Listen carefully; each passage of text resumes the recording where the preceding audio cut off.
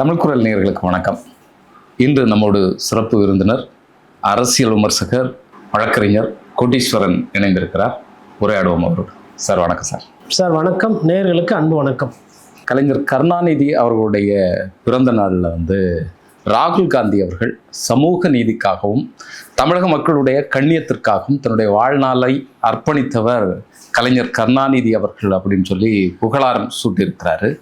அதுபோல் கர்நாடகத்தினுடைய முதலமைச்சர் இப்போ புதுசாக வந்திருக்கக்கூடிய டி.கே. சிவகுமார் அவர்கள் விஜய் அவர்கள் மெச்சூரிட்டி இல்லாத அரசியல்வாதி, தேசிய காங்கிரஸ் விஜயுடைய கட்சியோட கூட்டணியில் இல்லை, தமிழக காங்கிரஸ் தான் கூட்டணியில் இருக்கிறது அப்படிங்கிறத சொல்லியிருக்கிறாரு. இதை எப்படி புரிஞ்சுக்கிறது? ராகுல் காந்தி அவர்களுடைய இந்த வெளிப்பாடு இருக்குல்ல, அது தாவேக்கா கூட நம்ம போயிட்டோம் அப்படிங்கிற ஒரு குற்ற உணர்வுடைய அடிப்படையில் இதை வெளிப்படுத்துகிறாங்களா, இல்லைன்னா என்ன இதனுடைய பின்னணியில்? முதலில் கலைஞருக்கு புகழாரம் சூட்டுவது கரெக்டு தான். ஒரு முதலமைச்சராக இருந்தவர் ஒரு சில திட்டங்களை இந்த நாட்டு மக்களுக்கு அவர் மீது நல்ல கருத்தும் இருக்குது, விமர்சனமும் இருக்குது. ஆனால் ஒரு பெரிய தலைவர், தமிழ்நாட்டினுடைய அவர் இருந்த காலகட்டத்தில் அவர் பண்ண அரசியல் ஒரு நிறைய விஷயங்களை புரட்டி போட்டது. ஒரு சிலரோட வாழ்வாதாரம்லாம் மேம்படுத்தியிருக்கிறாங்க, அதில் மாற்று கருத்தே கிடையாது. அந்த மாதிரி ஒரு தலைவரை தமிழ்நாட்டை சேர்ந்த ஒரு தலைவர் தமிழகத்தில் தமிழனா அவரை பாராட்டுறாங்க அப்படின்னும் போது அந்த மாதிரி விஷயத்தை நம்ம அதை வரவேற்கிறோம் ஃபஸ்ட்டு. ஆனால் அதை தாண்டி அவர்கள் செய்யக்கூடிய அரசியல் இருக்கு பாருங்க, இது சுயநலவாதத்தோட அரசியல். அதாவது எதிர்க்கிற மாதிரி எதிர்க்கிறது, அப்புறம் பழகிற மாதிரி பழகிறது, அப்புறம் பார்த்தாம போகிறது, அதுக்கப்புறமா புகழாரம் சொல்கிறது. இப்போ தாவேக்கா திமுக தீய சக்தின்னு சொல்லிட்டு கையில் கங்கணம் கட்டிக்கிட்டு பேசுகிறாரு தாவேக்கா தலைவர் விஜய் அவர்கள். அவரோட அந்த பதவியேற்பு விழாக்கு நட்பு பாராட்டுறீங்க, கட்டி பிடிக்கிறீங்க, எல்லாம் சொல்கிறீங்க, வாழ்த்து சொல்கிறீங்க. 2 பேர் அமைச்சரவையில் போய் உட்காந்துக்கிறாங்க, இனிக்க பழகுறாங்க. அவங்க ஆட்சியில் இருக்கிறதுனால, அவங்க இப்போ அமைச்சரவையில் இருக்கிறதுனால அந்த அமைச்சர் தாவேக்காவுக்கு அவங்க போதிய அளவுக்கு சப்போர்ட்டாக பேசுகிறாங்க, முட்டு கொடுக்குறாங்க, இட்டு கொடுக்குறாங்க, எல்லாம் கொடுக்குறாங்க. எனக்கு இது புரியல. ஏன்னா தமிழக காங்கிரஸ் கையில் நிற்கும், தேசிய காங்கிரஸ் கால் சின்னத்தில் நிற்குமா? ரெண்டுத்துக்கும் தலைவர் யாரு? எல்லாமே இப்போ இந்த தமிழகத்தில் சீட்டு கொடுத்தீங்களே, இந்த லிஸ்ட்டு எங்கேருந்து ரிலீஸ் பண்ணீங்க? சத்தியமூர்த்தி பவன்லேருந்து ரிலீஸ் பண்ணீங்களா, இல்லை 10 ஜன்பத்தரோட ஏஐசிசிலேருந்து ரிலீஸ் பண்ணுறீங்களா? அப்போ இது மாதிரிலாம் ஏமாத்தாதீங்க. அதாவது இந்த சைடு அவர் பாவம் அப்படி இப்படி, இதுக்கு பேர் தான் இங்கிட்டு ஒரு 4 குத்து, இங்கிட்டு ஒரு 4 குத்து, இங்கே ஒரு 10 வணக்கம், அங்கிட்டு ஒரு 10 வணக்கம். அந்த அரசியல் பண்ணாதீங்க. அப்போ இது மக்களையும் மற்றவங்களை குழப்புறது. இன்னொன்று இவங்க நினைக்கிறாங்க மக்களுக்கு இப்படியும் சொல்ல அப்படி, அதனால தெரியவா போகுது. அதனால் இவங்களோட லாபத்துக்காக தாவேக்கா கூட போயிட்டாங்க. இப்போ அங்கே போனதெல்லாம் திமுக கொஞ்சம் கோபத்தில் இருக்குது. சரி, திமுகவை இப்போ எதுவும் டிஸ்டர்ப் பண்ணிக்க வேண்டாம், பகச்சிக்க வேண்டாம்னு சொல்லிட்டு நாளை பின்ன இது யூஸ் ஆகும் அப்படின்னு சொல்லிட்டு பண்ணுற வேலை தான் இது. இப்போ பிஜேபி என்ன பண்ணுச்சு? எடப்பாடி பழனிசாமி கோபமாக இருக்கிறாரு, அதுவாக இருக்கிறாரு, எதுவாக இருந்தால் அவருக்கு அதே நேரத்தில் செங்கோட்டையில் கூப்பிட்டு என்கரேஜ் பண்ணி பேசிகிட்டு இருந்தாங்கல்ல. ஒரு உள்கட்சி விஷயத்துக்குள்ளே தலையிடுறது கொள்வது, அதுக்கப்புறமா அவங்களும் நம்மளையும் ஒரு 4 பேர் கேட்கட்டும், நம்ம 4 பேர் நமக்கு இருக்கட்டும் அப்படின்ற மாதிரி இந்த சாதாரண அரசியல் தான் இப்போ காங்கிரஸ் பண்ணுது. நீங்க இதுக்கப்புறம் திமுகவை பாராட்டுறதுக்கு உங்களுக்கு எந்த தார்மீக அடிப்படையும் எதுவுமே கிடையாது. கலைஞர் அவர்கள் நீங்க பாராட்டினது அப்படின்றது தனிப்பட்ட கருத்து. ராஜ்நாத் சிங் இங்க கலைஞரோட தபால் தலை வெளியிட்டதே இங்க விமர்சனம் ஆச்சு. ஆமா ஆமா, நீ பொழுதுக்கும் எதிர்ப்புன்னு அரசியல் பேசிட்டு எதுக்கு அவரை போய் கூப்பிட்டு வந்தீங்க? அப்ப உண்மையிலேயே நீங்க பிஜேபியை கொள்கை ரீதியா எதிர்க்கிறீங்களா, இல்ல நாடகம் ஆடுறீங்களா, இல்லை சமரசம் பண்ணிக்கிற மாதிரி நடிக்கிறீங்களான்றது வந்துச்சு. அதே கேள்வி அதே பொருள் இன்னைக்கு காங்கிரஸ் பேரத்துக்கு வரும். இப்போ நேஷனல் லெவலில் நாங்கள் கூட்டணியில் திமுகவோட இருக்கிறோம். தமிழகத்தில் தமிழக காங்கிரஸ் தாவேக்காவோட கூட்டணி இருக்குன்னா அதெல்லாம் கேட்கறதுக்கே அருவருப்பாக இருக்குது. தேசிய அளவில் நமக்கு ஒரு பிடிமானம் வேணும், நாளைக்கு இவங்க நமக்கு சப்போர்ட்டா இருக்கணும் அப்படிங்கிறதுக்காக இப்படி ஒரு தந்திரத்தை மேற்கொள்றாங்க. தந்திரம் தான் சார். டி.கே. சிவகுமார் தந்திரம், சுயநலவாதம். அவங்க எது பண்ணாலும் சரி, மற்றவங்க யாருன்னா பண்ணால் அது தப்பு. இவங்க எல்லாம் பண்ணலாம், இவங்க இந்தி திணிக்கலாம், அது அன்னைக்கு பிரச்சனை கிடையாது. இவங்களுமே வந்து பண்ணையார் மாதிரி நடந்துக்குவாங்க. நீட்டு தேர்வு எடுத்துட்டு வந்து இவங்க தான் ஜிஎஸ்டியை வந்து இவங்களும் அந்த வரி அதிகமாக வேல்யூ ஆட் டேக்ஸ்லாம் இவங்க பீரியடில் ஏற்றப்பட்டது, அதெல்லாம் பண்ணலாம். அதுக்கப்புறமா வந்து சுங்கவரி சாலை வந்து 2 பேரும் சேர்த்து தான் மக்களை வந்து கஷ்டப்படுத்தினாங்க அதிகமாக. அதாவது வாஜ்பாய் பீரியடில் கோல்டன் குவார்டிலேட்டர் தங்க நாற்கரங்க வந்துச்சு. ஆனால் அந்த திட்டத்தை அதுக்கப்புறமா இன்னும் வேகமாக நல்லா பண்ணி நிறைய சுங்கவரி போட்டு தக்காளி வியாபாரிக்கிட்டையும் மக்கள்கிட்டையும் அதிகமாக வந்து சுங்கவரியை வசூலிக்கிறது தான் தேசிய கட்சிகளுடைய நோக்கம். அவங்களுக்கு வந்து என்னென்னா, இப்போ மாநில அரசு எப்படி நம்ம கிட்ட இருந்து உரியுதோ அதே மாதிரி தான் மத்திய அரசும் உரியுது. அதில் ரொம்ப தெளிவாக இருப்பாங்க. ஆனால் இந்த முரண் இருக்குது பாருங்கள். அதாவது விஜய் சாருக்கு மெச்சூரிட்டி இல்லை அப்படின்றது அது உங்கள் கருத்து. கூட்டணியில் இருக்கிறீங்க, கொள்றீங்க, மேகதாது இஷ்யூவில் உங்களுக்குள்ள பிரச்சனை வருது, அதெல்லாம் ரைட்டு. மற்றபடி தமிழக காங்கிரஸ்க்கு ஒரு நிலைப்பாடு, மத்தியில் இருக்கிற பெரிய காங்கிரஸ்க்கு ஒரு நிலைப்பாடுன்றது தான். அதெல்லாம் என்னது இது ரொம்ப மோசமாக இருக்குது, கேட்காததாக இருக்குது. எவ்வளோ விஷயம் மாற்றி அரசியல் பண்ணுறதுனால எப்படியெல்லாம் முட்டுக்கிட்டு எப்படியெல்லாம் வந்து வாயில் மாற்றி பேச வேண்டியதாக இருக்கு பாருங்க. அதாவது இவங்களோட சொந்த எம்பிக்களே வந்து என்ன பேசியிருக்காங்க, அஜய் மாக்கான் வந்து என்ன பேசியிருக்காருன்னா, ஆம் ஆத்மி கட்சி குதிரை பேர அரசியல் பண்ணிக்கிறது, ராஜ்யசபாவை விற்குது, காசுக்கு விற்குதுன்னு சொல்லி பேசியிருக்காரு. எப்ப பேசுறாருன்னா ஏப்ரல் மாசத்துல பேசுறாரு, இந்த வருஷத்துல. இப்ப போய் கேட்கறாங்க, என்னங்க தாவேகாவோட சீட்டு உங்களுக்கு கொடுக்குறாங்களே, உங்களுக்கு எம்எல்ஏவே இல்லைன்னா இது நட்புன்றாங்க. அப்ப ஆம் ஆத்மி கட்சி அவங்க வந்து பிஜேபிக்கு ஒரு சிலர் ஓடி போனா அது குதிரை பேரம். நீங்க ஒரு தேர்தலுக்கு பிந்தைய ஒரு கூட்டணி வச்சுட்டு அவரு விஜய் சார் கொடுக்குறாருன்னா அது நட்பு. சட்டம் என்ன சொல்லுது? இது தப்பா ரைட்டா? குதிரை பேர அரசியல்னு ஒரு விஷயம் இருக்குன்றது சட்டம் சொல்லுது. ஆனா நீங்க என்ன சொல்றீங்க, உங்களுக்கு பிடித்தவர்கள் பண்ணா அது குதிரை வேகம், ராஜதந்திரம். உங்களுக்கு பிடிக்காதவங்க பண்ணாங்கன்னா அது குதிரை பேரம். அவ்வளோதான். ரொம்ப ரொம்ப சீக்கிரமாக எக்ஸ்போஸ் ஆகுறாங்கலாம். ரொம்ப அதாவது என்ன சொல்கிறது, அந்த அரசியல் கண்ணியம்னா கிலோ எவ்வளோன்னு கேட்டு வாங்கி விற்றுட்டு போயிடுவாங்க. அரசியல் கட்சி அந்த கொள்கையை அடமானம் வைக்கிறதுல போட்டி நடக்குது இப்போ இங்கே தமிழகத்தில். அதனுடைய நீட்சி தான் இது. டெல்லியில் போயிட்டு விஜய் அவர்கள் வந்து ராகுல் காந்தியோ சோனியா காந்தி அவர்களையோ சந்திக்காமல் வந்தாங்க.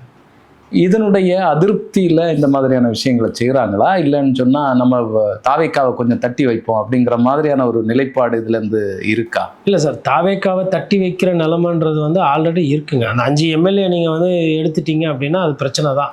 ஆனால் விஜய் அவர்களும் ராகுல் காந்தி அவர்களும் அவங்க பேசும்போது பார்க்கும்போது நட்பு பாராட்டும்போது அந்த மாதிரி அந்த எண்ணோட்டம் இருக்கிற மாதிரி எல்லாம் தெரியலை. ஸோ நம்ம பார்க்குறத வச்சு கண் எதிரில் எது இருக்கோ அதுக்கு ஆதாரம் அதை வைத்து பேசிக்கிறோம். திரைமறைவில் என்னென்ன பண்ணுறாங்கன்றது நமக்கு தெரியாது. பட் இன்னொன்று, காங்கிரஸ் வந்து எப்படின்னா உறவாடி தான் கெடுப்பாங்க, தட்டி வைக்கிறது அவங்க ஸ்டைல் கிடையாது. ஒரு விஷயத்தை உறவாடிக்கு எடுக்கிறது அவர்கள் வல்லவர். இங்கே பீகார் எல்லாம் போகிறீங்க, பீகார் ஆர்ஜேடிக்கு அப்படிதான் உறவாடிக்கு எடுத்தாங்க, அகிலேஷ் யாதவை உறவாடிக்கு எடுத்தாங்க, திமுகவை உறவாடிக்கு எடுத்தாங்க. இது மாதிரி நிறைய கட்சிகள் அவங்களுக்கு வரலாறு இருக்கு. ஒரு கட்சி நம்பி வரும், அதை உறவாடிக்கு எடுக்கிறதுல அவர்கள் வல்லவர். ஒரு விஷயத்தை சீக்கிரமா ஒரு எம்எல்ஏ சொல்ல மாட்டாங்க, ஒரு எம்பி சொல்ல மாட்டாங்க. வேட்பாளர் சீக்கிரமா தேர்வு பண்ணி சொல்லணும்ல. தொண்டர்கள் கம்மியாகவும் தலைவர்கள் அதிகமா இருக்கிற ஒரு கட்சி யாரை கேட்டாலும் காங்கிரஸ்பாங்க. அப்படி இருக்கும்போது அந்த பிரச்சனை கடைசி நாள் வரலாம் இருக்கும். யாருக்கு எம்எல்ஏ சீட்டு சொல்ல மாட்டாங்க. இதெல்லாம் அபாண்டமா நான் எதுவும் பேசல.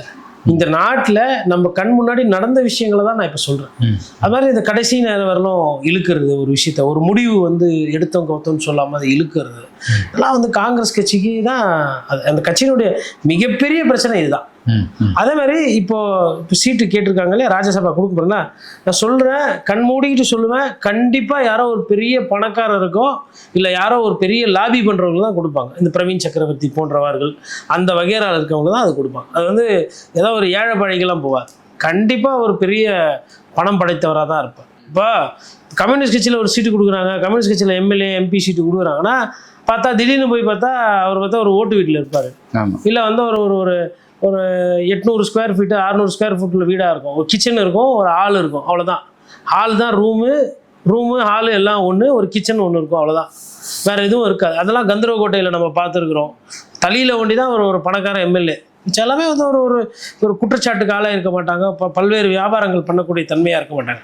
இவங்க கட்சியில எல்லாம் மக்கள் கூட பழகிறவங்களா. இப்போ இவங்க கட்சியில எல்லாம் பேங்க்ல வந்து உள்ள பூந்து டேட்டாவை எடுத்துக்கிட்டு அந்த டேட்டாவை வேற யாருக்கும் ஒருத்தர் வித்தது சொல்லி அது சம்பந்தமா வழக்க நிலுவையில் இருக்கிறவங்க எல்லாம் இந்த கட்சியில பெரிய பெரிய பதவியில் இருக்கிறாங்க காங்கிரஸ் கட்சியில். அப்போ டேட்டா திருடுறது நான் பேசுறது, அதாவது ஒரு கம்பெனியில் வேலை செய்யறது, அந்த கம்பெனியுடைய சீக்கிரட் எல்லாம் எடுத்து வெளில ஒரு எவ்வளோ மோசமானது. அப்படியெல்லாம் குற்றச்சாட்டுக்கு ஆளானவங்க தான் இன்னைக்கு தமிழகத்தில் தாவேக்காக்கு வந்து ஆதரவாக பேசுகிறாங்க காங்கிரஸ் கட்சியில். அப்போது எந்த மாதிரியான ஆட்கள் பாருங்கள். அதனால் வந்து அவங்க வந்து இப்போ இந்த சமீபமாக திமுக ஆட்சி காலத்துலேயும் நிறைய சிக்கல்கள் இருந்தது. ஒரு மக்கள் சார்ந்த போராட்டம் பேசலை. தூய்மை பணியாளர்கள் பிரச்சனை இருந்தது. காங்கிரஸ் எதனா ஒரு நிலைப்பாடு எடுத்துச்சா? இல்லை திமுக கிட்ட ஆட்சியில் பங்கு அதிகாரத்தில் பங்கு, ஆட்சியில் பங்கு அதிகாரம், மக்கள் பிரச்சனை தானே, மக்களுக்கு சேவை செய்யறதுக்கு தானே ஆட்சியில் பங்கு வேணும்னு போய் சொல்லிட்டுருங்க. அப்போ அந்த மக்கள் போராட்டம் பண்ணும்போது நீங்கள் இப்போ அன்றைக்கி வந்து ஆட்சியில் பங்கு இல்லை, ஆனால் கூட்டணியில் இருந்தீங்க, இந்த பிரச்சனையை செஞ்சு கொடுக்கலன்னா நாங்கள் கூட்டணி விட்டு வெளியில் போகணும் யாரா ஒரு காங்கிரஸ்காரங்க பேசியிருப்பீங்க? இல்லை. அப்போது இந்த நேரத்துக்கு ஏற்ற மாதிரி மாறுற தன்மை இருக்குது பார்த்தீங்களா, பிரமாதம் காங்கிரஸ். அதனால தான் தலைவர்களே இதை பண்ணுற காரணத்தினால ஒரு 15 எம்எல்ஏ 20 எம்எல்ஏ சென்றால் ஃபஸ்ட்டு போய் மற்ற கட்சியில் சேர்றது பாஜக அது காங்கிரஸ் எம்எல்ஏக்கு ஈஸி.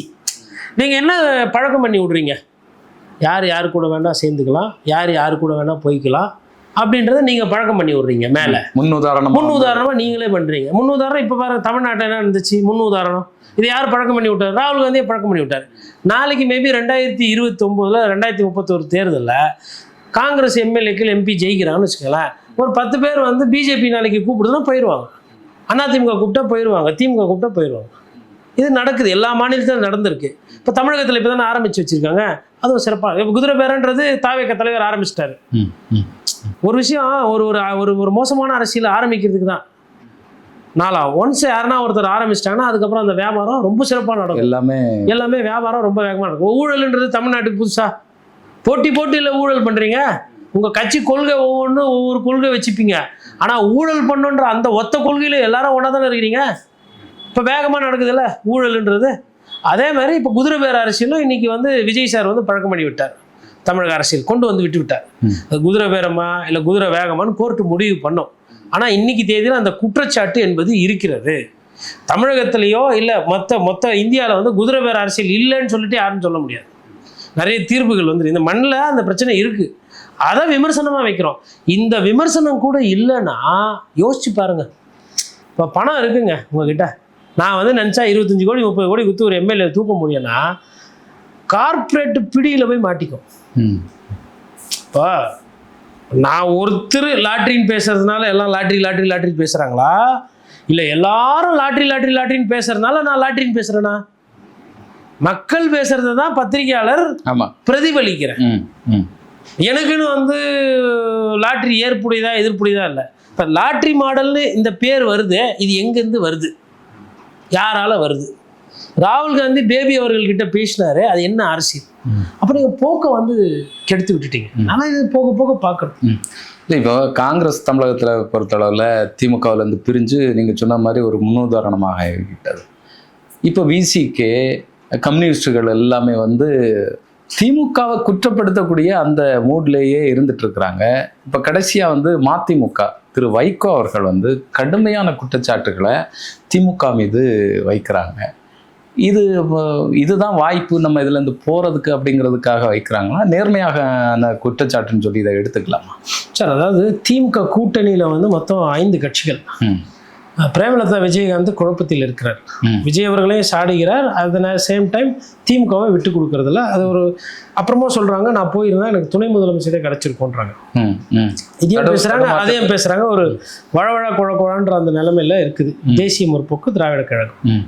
அதுக்கப்புறமா பார்த்தீங்கன்னா IUML, விசிகே, காங்கிரஸ், MDMK இவங்கெல்லாம் வந்து தாவேக்காவை விட அதிகமாக விஜய் பெருமை பேசுபவர்கள் யாருன்னா இன்னைக்கு இருக்கிறீங்களா அப்படின்னு நீங்கள் தேடினீங்கன்னா இவங்க தான். தாவேக்காவுக்கு கரண்ட் இன்னும் கொஞ்ச நாள் போக கரண்ட் தட்டுப்பாடு இருக்குது, சட்டம் ஒழுங்கு பிரச்சனை இருக்குது, குடிக்க தண்ணி இல்லை, வேலைவாய்ப்பு இல்லை, பெண்களுக்கு பாதுகாப்பு இல்லைன்னா இவங்களுமே வந்து வக்காலத்து வாங்கி பேசுவார்கள். தாவேக்கா பேச தேவையில்லை. தாவேக்காக்கு பதிலாக இவர்கள் பேசக்கூடிய தன்மையில் வந்துட்டாங்க. இதில் கம்யூனிஸ்ட் கட்சி ஒண்டி விதிவிலக்கு. கம்யூனிஸ்ட் தோழர்களோ கம்யூனிஸ்ட் தலைவர்களோ எங்கேயுமே வந்து தோழர்கள் போய் தேவையில்லாமல் முட்டு கொடுக்கறது கிடையாது. எப்பா இது தப்புனா இது தப்பு, இது சரினா சரி. தோழர் கனகராஜ் கூட பத்திரிகையாளர்கள் சந்திப்பில் இல்லை ஒரு சில தொலைக்காட்சிக்கு ஊடகத்துக்கு யூடியூப்ல பேட்டி கொடுக்கும்போது என்ன சொல்றாருன்னா, மோசமாக மலிவாக எதனா பண்ணாங்கன்னா நாங்கள் வந்து எங்கள் ஆதரவை திரும்ப பரிசீலனை பண்ண வேண்டியது இருக்கோன்றாங்க. விவசாயிகள் பிரச்சனையில் இந்த மாதிரி எல்லாம் நடந்துக்கிறது அரசுக்கு அது முறையல்ல அப்படின்ற மாதிரி அந்த நிலைப்பாடு எடுக்கிறாங்க. அதே நேரத்தில் நாங்கள் தான் உங்களுக்கு வேணுன்றதை கொடுத்துட்டோம் இல்லை, இந்த 118க்கு அப்புறம் எதுக்கு நீங்க மாற்று கட்சி மற்ற கட்சியில எல்லாம் போய் பேசுறீங்க? அவங்க வந்து இது குதிரை பேர் அரசியல்னு வருது, இது விமர்சனம் ஆகுதுன்னு சொல்லிட்டு கம்யூனிஸ்ட்காரர்கள் கேட்கிறாங்க. அப்போ கம்யூனிஸ்ட் தோழர்களை பொறுத்தவரையிலும் கையில காசு இல்ல, ஊழல் பிரச்சனை அந்த பிரச்சனை எல்லாம் இல்ல, ஆட்சியில அதிகாரம் கொடுத்தாலும் வேணாம், எனக்கு உன் ஆட்சி அதிகாரம் உன் அமைச்சரவையெல்லாம் வேணாம், ஏழைப்பாழ மக்களுக்கு எதனா கோரிக்கை வந்தா செஞ்சு கொடு, அதுக்கு தான் நான் அவங்க கூட இருக்கிறேன்றாங்க. அப்ப தாவேகா என்ன செய்யணும்னா, இந்த கம்யூனிஸ்ட் கட்சிகளை பாதுகாப்பு கேடயமா பற்றி கொள்ள வேண்டும். கம்யூனிஸ்ட கேடயமா வச்சுக்கிட்டு கம்யூனிஸ்ட் சொல்படி பேச்சு கேட்டு போனாங்கன்னா இந்த அரசு மரியாதையோட மாண்போட தொடரும். ஆனா கம்யூனிஸ்ட் சொல்றது சொல்லிக்கிட்டோம், நான் வந்து இங்கிட்டு 4 பேரை தூக்குறேன், அங்க ஒரு 8 பேரை வலிக்கு வாங்குறேன், ஒரு 20 பேருக்கு சால்வ போடுறேன், சபாநாயகரை வச்சு பண்றேன், அந்த அரசியலை தான் பண்றாங்க. அதே தான் இப்போ காங்கிரஸுக்கு ராஜ்யசபா கொடுக்க வேண்டிய அவசியம் என்ன? அந்த சீட்டு வந்து தாவேக்காக்கு போயிருந்தா கூட அது ஒரு இயல்பு. ஆனா இவங்க வந்து காங்கிரஸ் கூட சேர்ந்து பண்ணக்கூடிய அரசியல், இந்த மற்றவர்கள் ஊழல்வாதிகளாக குற்றச்சாட்டு இருக்கிறவங்க அவங்க யாருன்னா வந்தால் சேர்த்துக்கிறது, சூழ்நிலை கெட்டவர்கள் மாறுபவர்கள் அவங்களுக்கு தான் முக்கியத்துவம் கொடுக்கும். சூழ்நிலை எதுவாக இருந்தாலும் சுயமரியாதை தான் முக்கியம், மண்டியிடாத மானம் தான் மார்க்சிசம்னு சொல்லிட்டு ஒரு குரூப் இங்கே இருக்குது. உங்க நல்ல நேரம் அவங்களே வந்து உங்க கூட சேர்ந்து இருக்கிறாங்க, அதை எடுத்துக்கிட்டு போவீங்க பார்ப்பீங்கன்னு பார்த்தா மாற்றி மாற்றி மாற்றி மாற்றி பேச. அது அந்த விஷயத்துல தமிழக காங்கிரஸ் டெல்லி காங்கிரஸ் பிரிவுபடுது. நீங்க கூட ஸ்டார்டிங்ல சொன்னீங்க. அதே மாதிரி மத்தியில் இருக்கிற மேல இருக்கக்கூடிய கம்யூனிஸ்ட் தமிழக கம்யூனிஸ்டுக்கு முரண் இருக்கு, இது வெளியில வர்றதில்ல. இந்த பேபி அவர்கள் போன் பண்ணி பேசுறது, இங்க விஷயம் தலையிடுறது, ராகுல் காந்தி பேபி கிட்ட பேசுறது, அவரு அதுக்கப்புறம் இப்படி செய்யுங்க அப்படி செய்யுங்கன்றது, இந்த இந்த சேட்டெல்லாம் நிறைய இருக்கு. இதனால ஒரு சில பாதிப்புகள் கம்யூனிஸ்ட் கட்சிக்கு வருது. இங்க இருக்கக்கூடிய இதே வந்து சீதாராம் யெச்சூரி காலகட்டத்துல எல்லாம் எப்படின்னு பாத்தீங்கன்னா, என்னோட தோழர் என்னோட காம்ரேட் தமிழ்நாட்டில் இருக்கார், மாநில தலைவர் இருக்கிறாரு, மாநிலத்தில் இவங்கெல்லாம் முக்கியமானது, எதுவாக இருந்தாலும் அவங்க கிட்ட பேசிக்கணும்னு சொல்லி பேசப்பட்ட காலங்கள் உண்டு. ஆனால் இன்னைக்கு மத்தியில் இருக்கிற கம்யூனிஸ்ட்காரர்கள் என்ன நினைக்கிறாங்கன்னா, அதாவது பேசும்போது பார்த்தா அப்படியே ராகுல் காந்தி எதிர்க்கிற மாதிரி கேரளாவில் பயங்கரமாக சண்டை போடுற மாதிரி கத்தி எடுத்து குத்துக்கிற மாதிரிலாம் ட்ராமா தமாசு. ஆனால் இங்க ராகுல் காந்தி சொன்னா மேல இருக்கிற கம்யூனிஸ்ட்காரங்க கேட்கிறாங்க, கீழே இருக்கவங்களோட நிலைப்பாடு அது கிடையாது. இங்க மக்கள் கூட நிக்கணும்னு நினைக்கிறாங்க இங்க இருக்கிற தோழர்கள். உங்களுக்கு நானே கேட்கிறேன், டெல்லியில உட்காந்துக்கிற ஆளுக்கு தமிழ்நாடு அரசியல் என்ன தெரியும்? கொள்கை ஒண்ணுதான், கொள்கையில மாற்றுக்கிறது கிடையாது. தொழிலாளி பிரச்சனை பெருசாச்சுன்னா சத்தியமா சொல்றேன் பேபி அவர்களும் பேசுவாரு. பட் நான் என்ன சொல்றேன்னா, நீங்க டெல்லியில உட்காந்துக்கிட்டு ஏன் நீங்க தமிழ்நாடை வந்து கண்ட்ரோல் பண்ண பாக்குறீங்க? இப்போ டெல்லி வந்து தமிழ்நாடு வேற டெல்லி வேறன்றது இங்க இருக்கக்கூடிய திராவிட கட்சிகளோட சித்தாந்தம், அதுல எனக்கு மாற்றுக்கிறதே கிடையாது. ஆனா இதே வேலையை காங்கிரஸும் கம்யூனிஸ்டும் நீங்க பண்றீங்களா இல்லையா? இதை பாஜக பண்ண வேண்டி வாய்க்கிலேயே பேசுறீங்கல்ல. பாஜக டெல்லி எப்படி இதுல தலையிடும் கேட்குறீங்கல்ல, இவ்வளவு நாள் கேட்டிருந்தீங்களே. இப்ப இன்னைக்கு நீங்க என்ன பண்றீங்க? ராகுல் காந்தி பேசலையா? ராகுல் காந்தி தமிழ்நாடு அரசியல தலையிடலையா? காங்கிரஸ் வந்து சப்போர்ட் கொடுத்தாலும் மெஜாரிட்டி வரல, ஆனா அதிமுகவை சேர்க்காம அதிமுக உடைச்சி அந்த எம்எல்ஏவை வாங்கன்னு போட்ட அந்த திட்டம், அந்த கேவலமான அரசியல் பேரம் யாரு போட்ட திட்டம்? அது வரணும்ல, அந்த உண்மை இன்னும் வெளில வரல. அது யாரு போட்ட திட்டம்? எந்த தேசிய தலைவர், எந்த பெரிய மாண்பு மிகையெல்லாம் உட்காந்து அதை போட்டுக்க. அதாவது உதயநிதி ஸ்டாலினும் எடப்பாடி பழனிசாமி பேசிக்கிட்டாங்க, திமுக அதிமுக சேரப்போகுது, அவங்க இவரை முதலமைச்சர் ஆக்க போனாங்க. இந்த கதையெல்லாம் பேசுறீங்கல்ல, லென்த்தா பேசுறீங்கல்ல, சரி ஓகே, இதை நான் வந்து மறுக்கவோ ஏற்கவோ நான் அந்த கட்சியை சார்ந்தவனோ இல்லை உள்ள உட்காந்து நான் பார்க்கல, என்கிட்ட ஆதாரமோ தரவுகளோ இல்லை, இதை விமர்சனமாக நீங்கள் வைக்கிறீர்கள், நான் ஏற்றுக்கொள்கிறேன். ஆனா அது நடக்கல, ஆனா இது நடந்துச்சு. ஆமா, இதை பத்தி ஏன் யாரும் பேச மாட்டேங்குது? கொல்லப்புறத்துல ஒரு ராஜ்யசபா எம்பி வாங்கிட்டு போறீங்க, உங்களுக்கு 34 35 சீட்டு எம்எல்ஏ இருக்கா? 5 சீட்டை வச்சுக்கிட்டு 6 மாசத்துக்கு ராஜ்யசபா சீட்டு வாங்குறீங்களே, தமிழ்நாடு மக்கள் ஓட்டு போட்டு தானே போச்சு. இப்போ தமிழகத்தை சார்ந்த ஒருத்தருக்கு அந்த பதவி கிடைச்சதுன்னா நான் இவ்வளவு பேச போறது இல்லை, கொடுத்தாங்கனால சந்தோஷம். ஆனா என் பார்வையில முதல்ல அந்த பதவி வந்து தாவேக்காக்கு தான் போகணும். இப்போ இதுல நம்ம தாவேக்காவை குறை சொல்லலை, அவங்க வந்து ராஜ்யசபா சீட்டு அவங்க யாருக்கு வேணா கொடுக்கட்டும். நான் காங்கிரஸை தான் குறை சொல்றோம். ஏன் இப்படி அல்பத்தனமா எல்லா விஷயத்துக்கும் அலையிறீங்க? இப்போ கம்யூனிஸ்ட் கட்சியை 4 சீட்டு கொடுத்தாங்கப்பா, அவங்களும் அமைச்சர் பதவியில வரணும்னா வரலாம். அவங்க கௌரவமா கண்ணியமா, நான் வந்து திமுக கூட சேர்ந்து நின்று ஜெயிச்சேன், நான் வாங்கின ஓட்டுல உதயசூரியன் ஓட்டு திமுகவோட உழைப்பு இருக்கு, கொஞ்சம் கண்ணிய குறைவா இருக்கும், அங்க நின்று ஜெயிச்சுட்டு இங்க போய் சேர்ந்துக்கிட்டா கண்ணிய குறைவா இருக்கும். அதே நேரத்துல ஸ்டாலின் கிட்ட கேட்டோம், கவர்னர் ஆட்சி வந்துடும் அப்படின்னா அது பிரச்சனையாகும், நீங்கள் வேணால் சப்போர்ட் பண்ணுறதா பண்ணிக்கங்கன்னு சொல்லிட்டு பெரிய மனுஷன் சொல்லிட்டு ஒதுக்கிட்டாரு. இதெல்லாம் யாரும் பேச மாட்டேன்றீங்களா? இது நல்லா இருக்குல்ல இந்த அரசியல். இது மாண்பான அரசியலா இல்லை இது மெச்சத்தக்க அரசியலா? கம்யூனிஸ்ட் கட்சி எடுத்த அரசியல் அழகா இருக்கா இல்லை காங்கிரஸ் பண்ற அரசியல் அழகா இருக்கா? இதுல தாவேக்கா வந்து காங்கிரஸ் கூட தான் க்ளோஸ். ஏன்னா உங்களுக்கு பழக்கம் வழக்கம் எல்லாமே அவங்களோட ஒத்து போகுது. எல்லாமே காவி சட்டை வல்லூருக்கு போட்டாங்கன்னு பிரச்சனை.